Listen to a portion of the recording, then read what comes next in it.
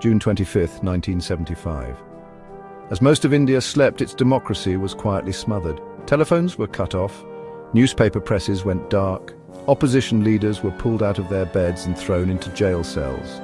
By the time the sun rose, the world's largest democracy had transformed into something unrecognizable. A nation under authoritarian rule. This was the emergency. A period of 21 long months when civil liberties were suspended, the press was gagged, courts were silenced, and citizens lived under constant fear of their own government. To understand how India, proudly independent and democratic since 1947, could come to such a moment, we have to go back to the political and social storms that brewed through the early 1970s, storms that pushed a prime minister to abandon democratic principles in order to save her grip on power. The years leading up to 1975 were anything but calm. India was struggling with rising inflation, food shortages, and soaring unemployment. Economic mismanagement combined with a global oil crisis meant ordinary citizens found daily life harder and harder. But economics was only part of the storm. Across India, students, workers, and ordinary citizens had begun mobilizing against corruption and poor governance. Much of this energy came from Jai Prakash Narayan, better known as JP. His call for Sampurna Kranti, total revolution, was more than just a slogan. It was a demand for sweeping change, targeting not only corruption in government but also demanding a society based on fairness and accountability.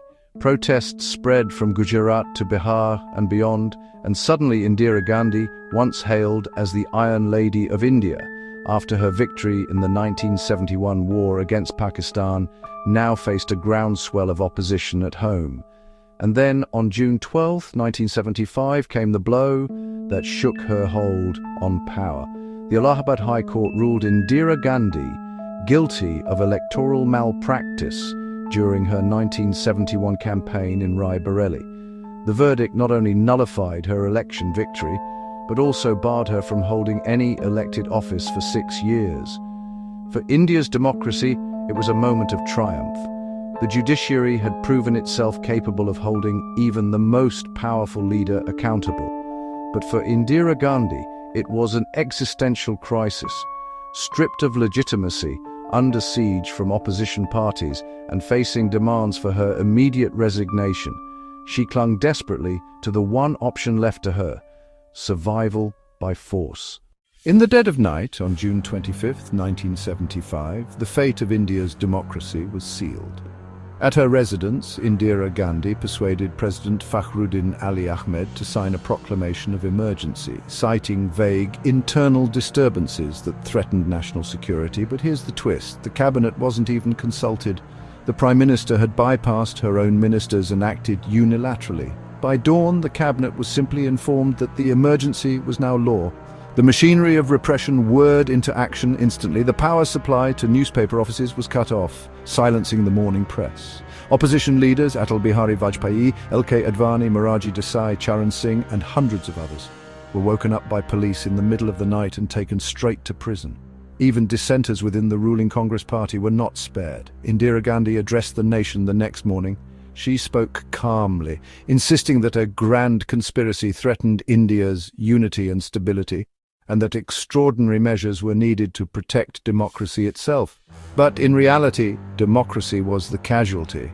As one observer later put it, this was India's first experiment with authoritarianism. The emergency rewrote the rules of Indian governance almost overnight. Civil liberties, those rights enshrined in the Constitution, were suspended. Freedom of speech, freedom of assembly, even the right to move freely were all stripped away. Under Articles 358 and 359 of the Constitution, fundamental rights were placed on hold. Even Article 21, which guaranteed life and personal liberty, became meaningless. Citizens could be arrested and detained indefinitely without trial, and the courts were powerless to intervene. Habeas corpus, the ancient right to challenge wrongful imprisonment, was suspended. Judges themselves were reduced to bystanders, sometimes even forced to hold hearings inside prisons because so many political activists were being jailed. Thousands were detained under the Maintenance of Internal Security Act, or MISA. These weren't just opposition leaders, but also students, trade unionists, journalists, and ordinary citizens who dared to question the regime. The press was silenced too. Starting June 26th, every newspaper article, every photograph, every editorial required government approval before publication. India's once vibrant press turned into an obedient mouthpiece for state propaganda. A few courageous publications tried to resist. The Times of India ran an obituary for Indian democracy, and the Indian Express published an entirely blank editorial page, a silent scream against censorship, but such defiance was quickly punished by cutting power supplies or seizing copies at the press. Over the course of the emergency, more than 250 journalists were arrested, and dozens of foreign correspondents were expelled. One of the most controversial figures during the emergency was Sanjay Gandhi. Sanjay spearheaded two notorious programs: forced sterilization and slum clearance.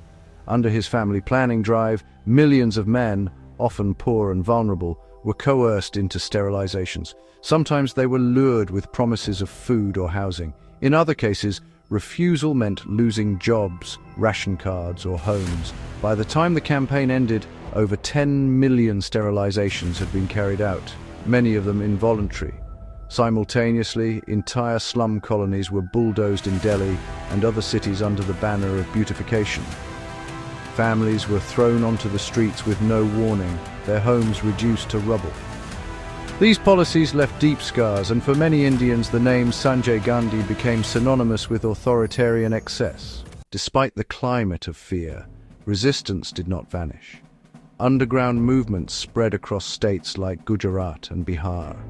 Leaders like Justice M.C. Chagla spoke out, calling the emergency a calculated conspiracy to jail opponents, muzzle the press, and strip away civil liberties. Cultural voices, too, found themselves censored. Patriotic songs disappeared from radio playlists, plays and films were banned, and even artists who dared to critique the government faced silencing. Yet the emergency could not completely crush dissent.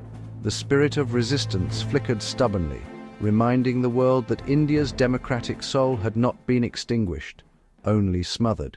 By late 1976, the emergency had begun to collapse under its own contradictions.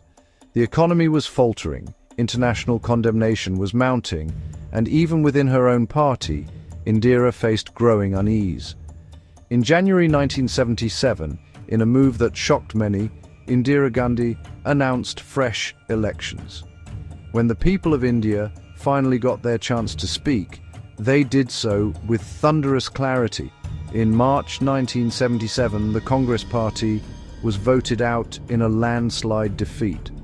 For the first time since independence, Indira Gandhi was forced out of office, replaced by the Janata Party coalition. The new government wasted no time in repealing emergency-era laws, freeing political prisoners, and setting up the Shah Commission to investigate the abuses of the previous 21 months. India had survived its closest brush with dictatorship. The emergency of 1975 remains one of the darkest chapters in Indian history. It showed just how fragile democracy can be when power is concentrated in one office and one leader. Rights and freedoms, once suspended, can vanish almost overnight. The emergency was India's great warning, a warning never to forget and never to let it happen again. Thank you for watching Tales of History. We hope you enjoyed this deep dive into the past and learned something new about the events that shaped our world. If you found this video interesting, please give it a thumbs up and share it with others who love history as much as we do. Don't forget to subscribe to our channel and hit the notification bell so you won't miss any of our future episodes. Until next time, keep exploring the fascinating stories of history with us. And remember, history isn't just the past, it's the key to understanding our present and shaping our future.